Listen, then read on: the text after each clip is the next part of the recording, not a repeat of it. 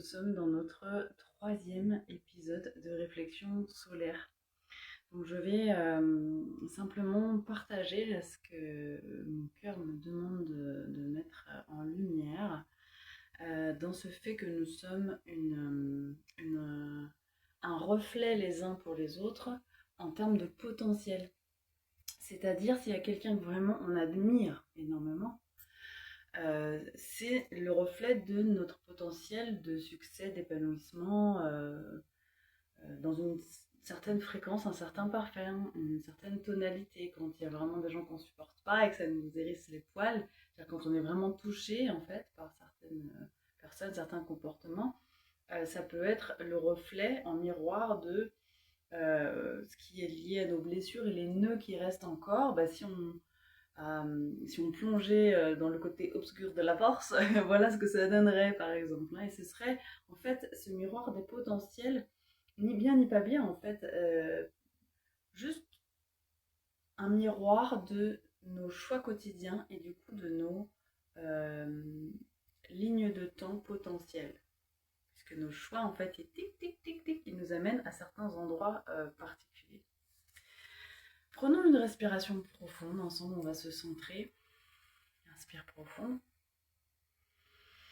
Et nous soufflons par la bouche en direction de nos pieds pour être encore plus réceptifs à cette transmission d'énergie et avec ces activations solaires qui sont aussi à travers cette vidéo.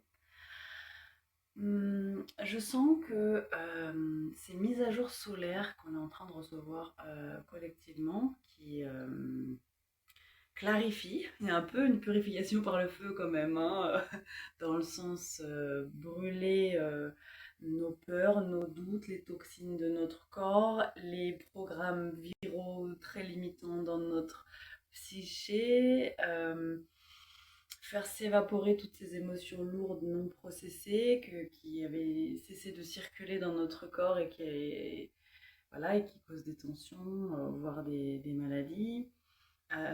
Et cette clarté, cette clarté avec soi-même, malgré soi pour certains et pour d'autres c'est une quête profonde et voilà, on pratique tous les jours comme je le fais par exemple, d'être toujours plus clair avec soi-même sur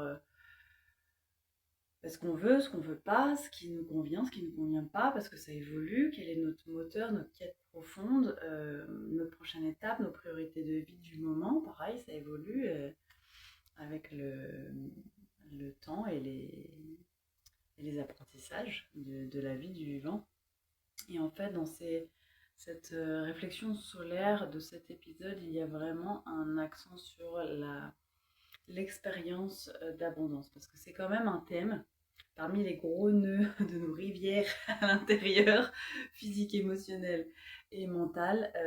C'est une grande thématique que personnellement je viens aussi dénouer, délier et réécrire pour toutes mes lignées, et on est beaucoup dans ce cas quand même.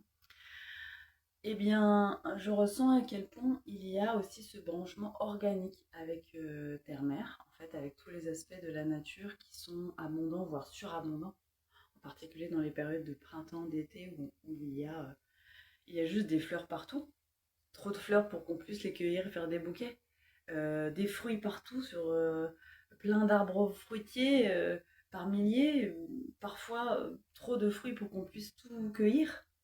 Et donc certains retournent nourrir la terre et le cycle continue, mais en fait il n'y a pas seulement un flot naturel abondant en nous et autour de nous, dans notre biologie et dans la nature. C'est carrément un flot surabondant.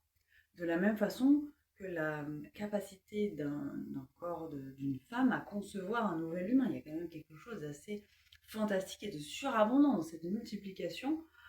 Voilà, grâce à une graine masculine, hop, toutes ces cellules qui vont commencer à se démultiplier et créer un nouvel être, c'est quand même juste colossal.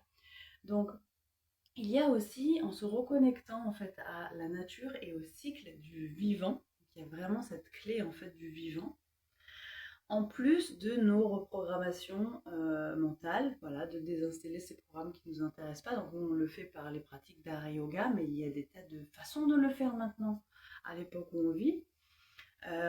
Aussi cette façon de remettre en circulation ses émotions, et puis au quotidien, en fait, de gérer aussi notre monde émotionnel pour qu'il reste bien en circulation, euh, sans ralentissement ou sans blocage. Donc voilà, tout ce qui est mouvement, hein, tout ce qui est pratique sportive, artistique, adapté à notre santé, à notre intérêt aussi, qu'on y trouve notre compte, hein, que ce soit fun quand même. Et aussi de ressentir à nouveau, en fait, quand on ressent, par exemple, imaginons, on vient de faire quelques exercices de yoga Kundalini et on sent ce pétillement, on sent un regain d'énergie assez fort, puisque en fait, rapidement, ça réveille nos canaux et ça remet en circulation. Ben là, on se sent tellement vivant, vivante, que là, il y a, hum, il y a une dissonance entre les programmes qui, dans notre tête, nous disent je n'ai pas droit à l'abondance matérielle, par exemple financière, et cette vie abondante, on se sent vivant. Il commence à avoir un... Et donc, au fur et à mesure, notre biologie, elle peut aussi se réguler, c'est-à-dire ce pouvoir du corps sur l'esprit et ce pouvoir de l'esprit sur le corps. C'est vraiment, moi j'ai trouvé ça fascinant, et c'est vraiment en travaillant par tous les points d'entrée, hein, physique, émotionnel, mental, qu'on a le plus de chances de reprogrammer sur tous les plans cette conscience d'abondance, de revenir à ce ressenti d'être vraiment vivant et surabondant de l'intérieur, et d'avoir ce reflet de la nature, d'une nature assez luxuriante autour de nous, ou qu'on peut voir dans une vidéo, simplement se connecter à plein de fleurs qui s'épanouissent, qui s'ouvrent. Donc il y a la surabondance, mais cette notion de beauté aussi, qui est dans la nature, qui va nous aider à rebrancher cette beauté, cette lumière à l'intérieur de nous pour qu'elle prenne plus d'espace, en fait, jusqu'à ce qu'elle prenne le volant, hein, parce que c'est la quête sur cette planète et dans cette vie, en fait, réaccéder et retrouver cette lumière intérieure et l'amplifier à un tel point que elle prend les commandes à la place de l'ego. Parce que de base, sinon, c'est notre personnage, notre structure d'ego.